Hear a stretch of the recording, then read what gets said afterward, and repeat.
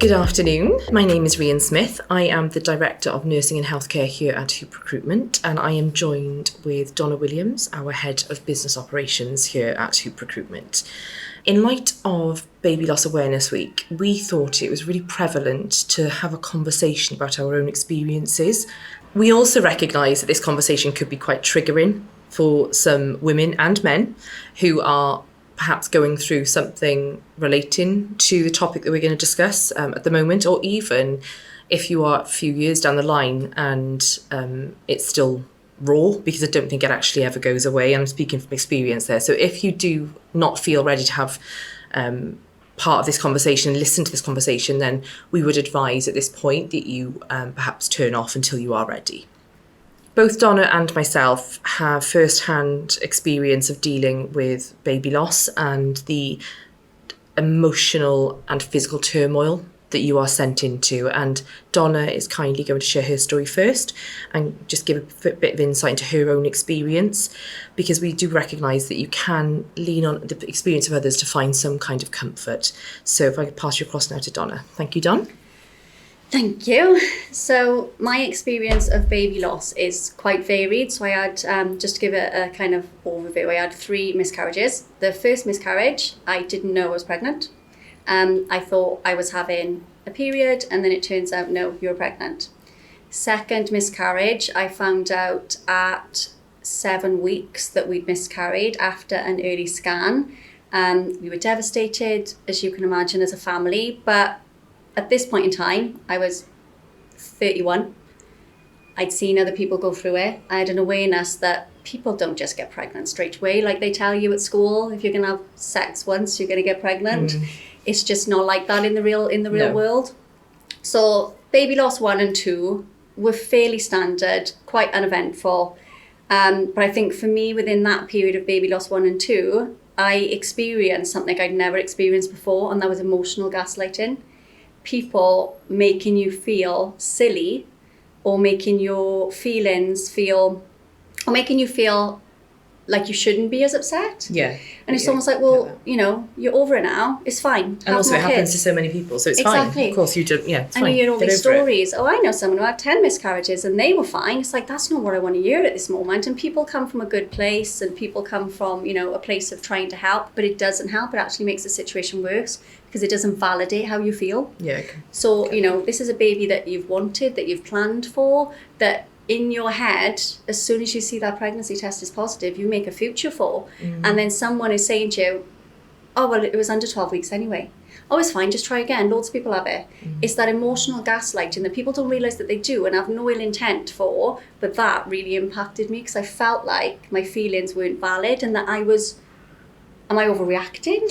Yeah. Hormones, is there this, is there this? And it's like, you know, oh, it'll be fine. Lots of dismissals. It'll happen, don't worry. Lots of those dismissals, which is quite sad, but at the same time, that's an education piece. Definitely. Now I would know to say to people, don't say that, it doesn't make it easier. It's not from a place of malice, it's not from a place of hurt, it's from a place of not knowing what to say, because it's such a taboo subject. My third miscarriage, that was one that took the most physical and emotional toll, I suppose. So I had a scan when I was 10 weeks, and we had a number of early pregnancy scans. I had a scan at 10 weeks, and the person who scanned me freaked out and wouldn't tell me what happened. Oh my God. And it was a private scan we paid for. They didn't want to tell me the bad news. So they just fobbed us off, told us everything was fine, come back in a week. We'll be able to see the heartbeat then. Me, knowing from my previous experience something isn't right, we went straight to the hospital, got scanned, and they were like, there's no baby, but the sac and everything is still there. And I'd never heard of this before, and it's not something that people talk about, but we'd had a missed miscarriage. What that means is your body and the embryonic sac and everything still produces the hormones that make you feel pregnant, but you're not pregnant. The baby is no longer there. So I would have miscarried, but my body is still holding on to everything that it should have been holding on to. So I felt pregnant. My body was telling me I was pregnant, but there was no baby. So I had a couple of options then. So that's traumatic enough in itself. Then they sit me down and they say, right, okay, you can take medicine to try to eject the baby, you can have surgery, but actually we've got to wait for another 2 weeks to see if it happens naturally. So go away for 2 weeks and then come back. And I'm like, okay, I'm just being told that this is what I do. For those 2 weeks, I am convincing myself I'm still pregnant because my body still feels pregnant. I was getting cravings. I was getting nausea. All of these things I was still feeling. So I'm always like, this isn't happening. This is not happening. I couldn't leave my house because I was like, what if I have a miscarriage outside? I can't go anywhere. I can't see anyone. Every time someone tried to speak to me about it, they couldn't understand why they were like, well, why don't they just get it out?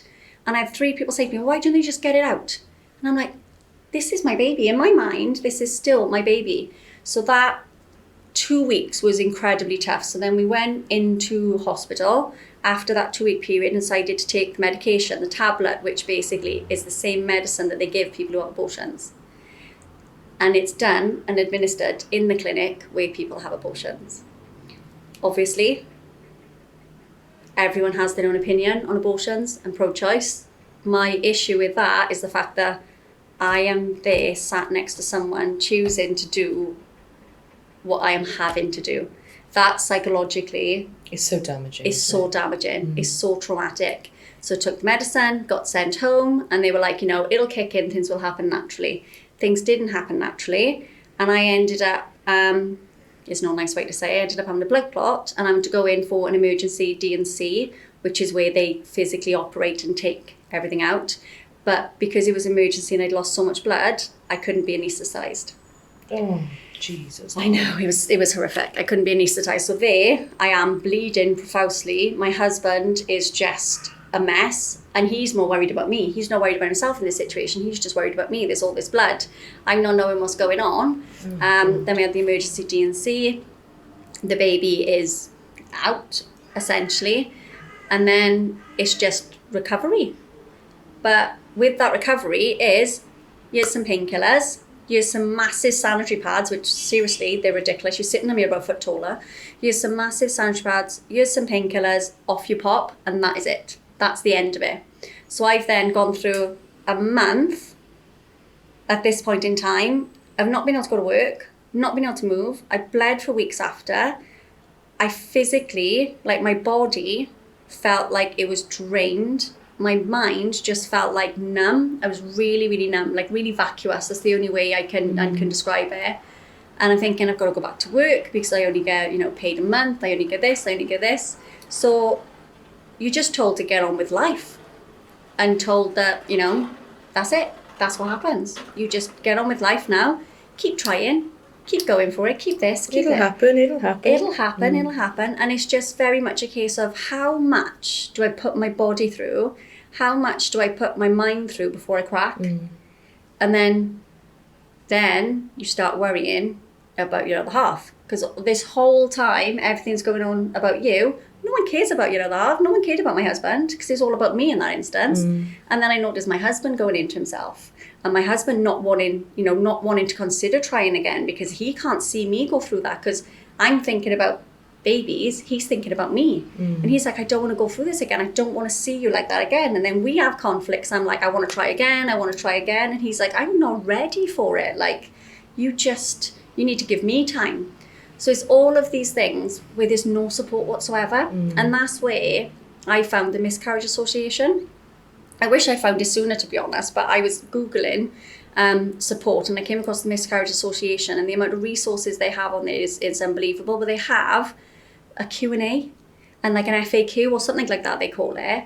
And it's just every question you could ever think about, no matter how gross, because your body does some minging thing. No, your body does some disgusting things in that period of time. It's on there. They even had pictures. They had a help desk that you could phone. They had like support groups on Facebook.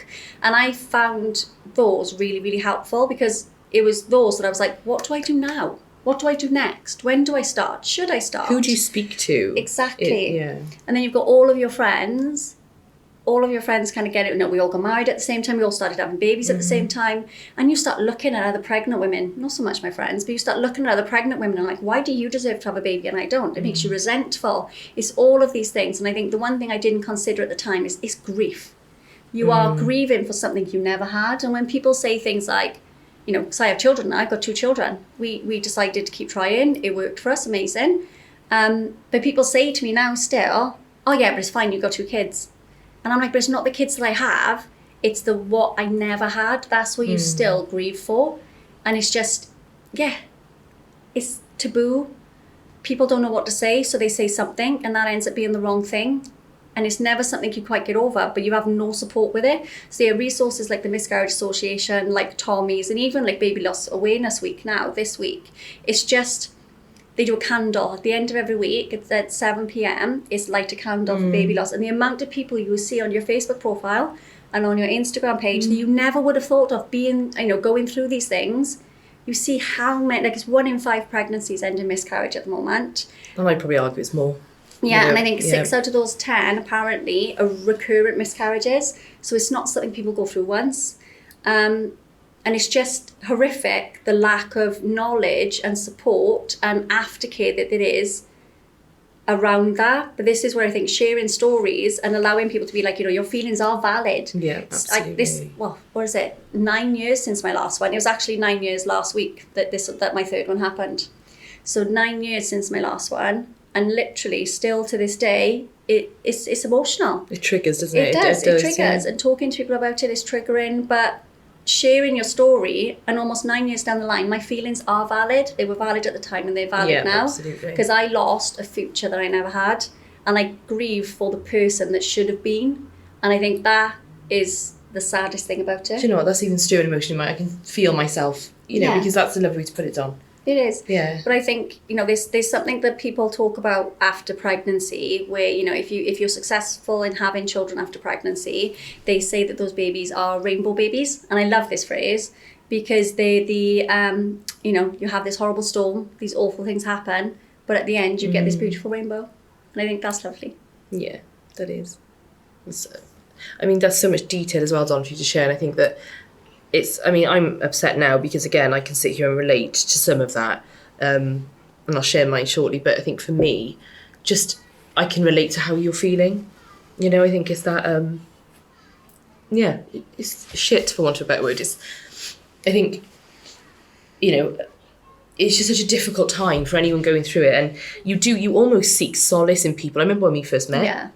That was how we kind of bonded, wasn't it? Yeah, it was that over a mutual situation that we both unfortunately have experienced. And I mean, with regards to my situation, I had 1 miscarriage, and it was, so I had my wedding, honeymoon, without even trying, too much information, but literally the first month I caught. So I'm one of 6 kids. My sisters look at people and get pregnant, so I assumed I'd be the same. Yeah. Although my periods were a little bit different in terms of they weren't as regular, so I kind of just assumed everything's fine. Thought my fertility wasn't even an issue for discussion. So I got pregnant and I was elated. I went out. I remember being in Tesco's. I was just doing a weekly shop. I was like, actually, let me go have a look now at the baby clothes. And I picked something up. And I still remember very graphically what that baby girl looked like, what that moment felt like. And then, so I was, I started bleeding basically. So, but not much. Just a little bit, and I thought, okay, right, this isn't normal, fine. Spoke to my sisters because they both had babies. They said, actually, we bled throughout, it's fine, yeah, it's normal. Again, it's normal. And I mean, thank God, neither of them had well, actually, no, I'm lying. My little sister did have a miscarriage. I'm very much lying on that one. But she's very quiet about the whole thing. Yeah. So I didn't know she'd had a miscarriage at this point. So this is 2012. So I was bleeding, so I went for an early scan. They said there's the heart beating, you can see it's flickering, lovely, fine. So I could see what you wanted to see, everything. You thought, right, great. Then I kept on bleeding, and then I went on a hen weekend, and this was the June, and it was one of my best friends, or 2 best friends. They had this lovely hen weekend. I said, I can't drink, you know. And I remember at that moment, obviously I was sober the whole time, and her mum was there, and I just said, something's not right, something is not right. I'm still bleeding. So I went to the doctors and, or I didn't even went to, I went to the early pregnancy unit and they scanned me, and then they said, no, everything's fine. So, okay, we carry on. So 12-week scan came. I remember driving there, I just felt something wasn't right. My gut, I filmed my sister crying, my little sister. She said, I'm sure it might be fine, take a breath. I got there and I was having a miscarriage basically in my body. So very not similar to Donna in terms of, so for me, basically the sac had continued to grow. So that was still growing. And then the baby was 9 weeks. I was 9 weeks.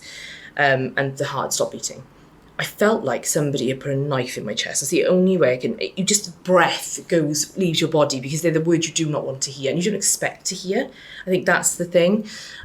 So like with yourself, Don, I had to wait then. He said, right, you're bleeding. So, hopefully now this will naturally run its course. So again, naive, you don't know any different and you don't want to know any different, do you? You don't want to be experiencing this. So it was August the 1st when I found out that was the date of the scan. And this is the thing, you don't forget those details. They stay. I remember being taken in that room. I remember my sister-in-law at the time, she said, you'll never forget the detail. You don't, do you? You remember, it's such an imprint on your brain. I remember every due date. Yeah. Yeah.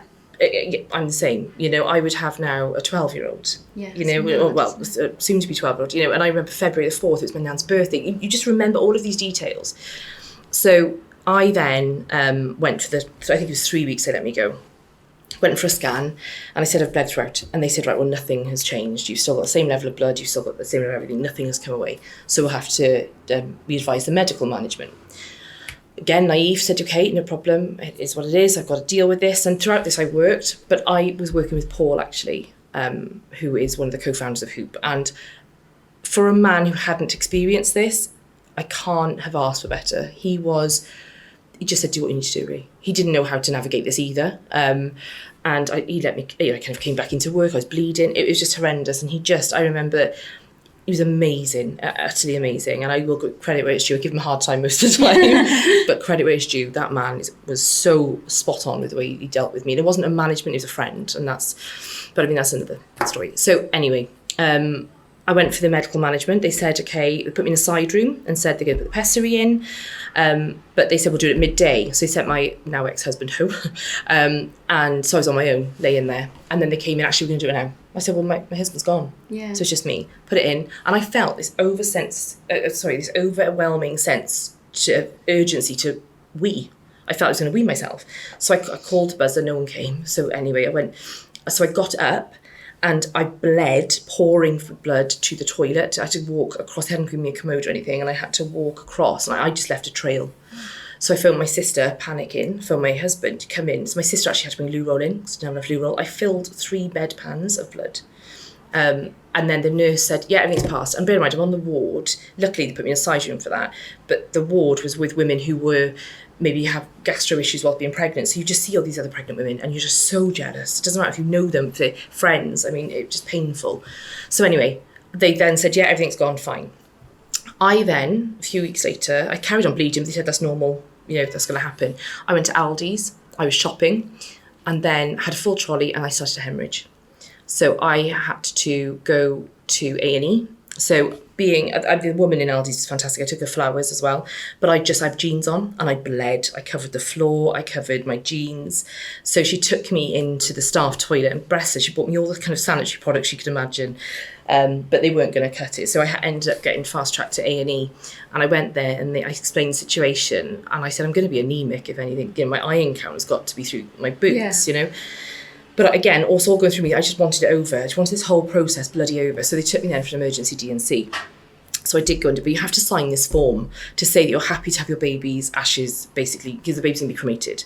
And then it's going to be scattered in the crematorium. That yellow form, I just remember thinking, for Christ's sake. Yellow forms, oh, yes. It's the pain to sign it. It's almost like I'm giving you my right. I'm giving you the right to just discard my child. It's horrible. Yeah. It's really emotively distressing. But anyway, so that was that. So I came out of theatre. Joe was the doctor's consultant. He was a lovely guy. And he said to me, I remember what he said, I want to write a paper on you, Rhian, because I've never known someone to lose so much blood in theatre and not need a transfusion. But he said, it's your red hair. That's what he said to me. And when you just need that distraction in that moment, I thought, thanks, Joe. I'll take that. But I actually saw him with one of my children. This is my last daughter. But yeah, so anyway, I saw him again. So again, that was a 360 moment. But so I then had that emergency surgery, thought, right, everything's done. He said, yeah, everything's gone. I then kept bleeding. So we are now October the 5th. I had to go gosh. back in for an ultrasound guided D&C. So the specialist just said, Rhian, I don't understand what's going on. He then did an ultrasound, and basically they were testing me as well for a molar pregnancy, which I'd never heard of. And the doctor I had dealing with that was horrendous. She said, because she knew I was a nurse, she assumed I knew everything. I said, well, I don't. And when it's you, all knowledge goes out the window. You just focus on, oh my God. So that is a prospect of it being cancer, basically. So basically the baby turns into a tumour. So I had that to contend with, and that was horrendous. So anyway, he then did they had to do tests and things, and I was going to be sent up to Sheffield or Liverpool, one of those. It was awful. But then he did it, the D&C, because he wanted to see exactly what's going on anyway. So he did it under ultrasound, and he had to scrape my inside. So again, I had to sign the form about that form again, even though I signed it a month earlier. In this meantime, I'd been a bloody bridesmaid walking down the aisle, and my panic of, am I going to hemorrhage again? That stays with you. I'm sure got some kind of PTSD from that. It is like PTSD. Yeah. It is. It's almost like you have such an horrific experience that society doesn't allow you the time or the resources to deal with, that you come away like you have PTSD. It is, isn't it? I think you don't. And also it's so taboo. It's blood. You know. Oh my God, what's that? You know. It's like pregnancy. All these horrible things. You know. But I think for me, the end of that physical piece was a bit of I didn't trust it was the end, but the specialist came, he did it himself. His name was Mr. Watermeyer, and he called everyone Poppet. And the warmth I got from him, I actually sent him a message, only I think it was August this year, I think it was, just to say, I found you on Facebook. I just want to say you changed my life. Because without him, I wouldn't, and because I had the I suppose the risk, because they were scraping, as awful as that sounds, I had the risk of not being able to have children. Yeah. So that in itself, and he said we could have to do a hysterectomy.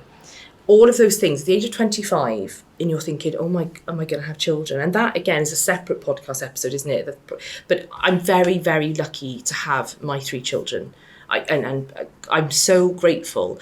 But it made me, my God, I was an anxious pregnant woman, because the fear of that again. And I actually talked to my eldest son, he's 8, and I've told him about it. I told my 6-year-old about it, because I don't want it to be taboo anymore. And these are men, they're going to grow into men, God willing. And I don't want them not wanting to open that conversation, because it's really important. And I think having that, they know how valuable life is, and they also know that, God forbid, their partners have to go through anything like that. If if that's the options and avenues they choose, they will have a bit of an understanding and just empathy and compassion for that. So I talked to the girls about it. I've got, obviously, coming up to 6 and 8. I talk to them about it quite openly, and I've got 3. I've got a tattoo on my leg, and there's 3 little birds, and I call them my 3 little birds, and they're the miscarriages. And girls know that they're the babies that were before them, and that they didn't grow, they were flowers that didn't bloom, and that's about it. Because I think it's really important for girls and young adults and women to grow up. We have this rhetoric of, oh my God, you could get pregnant, you could get pregnant, you could get pregnant. It's not that easy. No. You're almost lulled into a false sense of security, that you start trying for a baby, and then all of a sudden everything comes crashing down to earth. And it's because, again, it's something we don't talk about. It wasn't until my miscarriages that my mother told me she had a miscarriage. Before she had myself and my sister, she had miscarriages. And like, my best friend was going through it at the same time as me. And it wasn't until after the effect that we told each other, and we were going through it at the same time. So it's that taboo that I think bothers me, and is why I like doing things like this, and why I like speaking out about it, and why I'm quite public at Baby Loss Awareness Week, because I think the more people talk, the more people will pick up and will know that it's not a given. And also it's a network you're reaching out to there, a community of people and women, and men, of course, but the women that go through the physical and emotional turmoil of it. I think even you and I have just sat here now, and we are getting emotional. I can see it in our eyes, and I feel it. And because you feel the pain, you felt that pain, because it's like anything, it's a shared grief. Although it's your own baby and your own journey and story, it's still a shared grief that people, I firmly believe, people cannot understand until you've walked a mile in someone's shoes. And we, unfortunately, have walked in each other's shoes. And I think it's that validity of the emotion around it as well. I think, it's whether a baby is, from early in the pregnancy to late in the pregnancy, how you feel is how you feel, and that's absolutely fine. And I think when I went through it, because I was one of the first to go through it, it was dismissed, but 5 of my friends have gone through it since, and I've loved that I've been able to offer that support. And I've been able to say to them, how you feel is valid, like this is okay, this emotion that you have, this grief, the way you're feeling, like embrace that, don't hide away from it, because it'll cause you further trouble down the line. You cry with them, don't you? Rather than, and things like the Miscarriage Association, Tommy's, and you know, things like we do have a hoop year, so we've got an employee assistance program, and part of that employee assistance program via Health Assured is they offer a chat, they offer a phone service, and part of that is bereavement and bereavement counselling. So this would come under that. So we offer that to our workforce day one, whoever joins us, and we've got a predominantly female workforce. A lot of those women are mid-20s, are starting about thinking, you know, getting married, starting a family. We've also got in place, as part of our health and wellbeing policy and our maternity and paternity policy, we've got a section in there for managers on guidance around what to do if someone tells you they've had a miscarriage. And we've taken that straight from the Miscarriage Association. They've put like a policy document together, and it just gives people guidance, because no one knows what to do, no one knows what to say. Even though we've been through it, we still wouldn't, you don't really know what to say in that situation. You can't impose yourself and hug someone, you know, if they don't want it. Everyone's different, they respond differently. Exactly. I think it was interesting that even talking about doing this podcast, you know, to a few people, I said, we're going to do an episode and just chat about baby loss. It ends a conversation. It ends it. And you know, people, that's society. That's what do you say to that? I'm sorry for your loss. What, 12 years later? What do I say? It's that, but instead of saying nothing, it's a case of, do you know what, good on you. Because you're exposing your Achilles heel, your vulnerability. Because that's where if I watch anything to do with children, I honestly, it's, and loss and baby loss, it hurts. That it just rears its ugly head again, and I just can't not express myself. So. But I think, you know, we are an office full of women. We want people to be able to feel like they can talk to us and they can open up about it, and part of the driver for that was our experiences. Absolutely. So it's like, you know, we've got the EAP, we've got mental health first aiders, we've got 2 in the office now, and then we've got you know, things we put in place from the Miscarriage Association around the policy, around the guidelines for managers, what to do in a situation. We're trying to think, essentially, how can we make an awful situation that little bit better? How can we make it so that you just haven't got to think about work, you haven't got to think about the stresses of, you know, what do I do in this situation? Because that phone call of phoning up your manager and saying, I can't come into work, I'm calling in sick because I've lost my baby, I'm having a miscarriage, like that, how do we make that easier? Our policy in general is, you know, you've got to phone us half hour before your shift. It's like, you don't have to phone us. You literally tell us how you need to tell us, in what way you need to tell us. Those small details, isn't it? And I think we can't prevent this from happening to women going forward, but what we can do is be a friend to the people here, and obviously to the wider network as well, but it's being a shoulder, as kind of cliche as that sounds, isn't it? But it's true. And understand that we all, I mean, me and Don, I mean, we're very different people, aren't we? And I think we would probably grieve differently, and grief would be perceived differently and presented differently. Everybody has their own right to grieve as they see fit. But here as well, we offer us, you know, because that is something we're both, you know, we have sadly got experience with, and we want to help women, you know, navigate in such a shit time. If we can help that, I think, as you say. I think as well, in sharing this, if there is anyone that does listen to this or hear this that wants to reach out, then absolutely feel free to do so. We're on LinkedIn, we're on social media, you know, our email addresses are everywhere. So if you did feel like you wanted to reach out in any way, shape or form, then absolutely please do so. Don't suffer in silence. I think mental health awareness, we are more aware as a society now than we were 10 years ago, 12 years ago. I feel that we deal with a miscarriage or baby loss from a physical sense, and that's done. And as Don said, in her experience, signed off, done. I was signed off, done, but actually we're not done.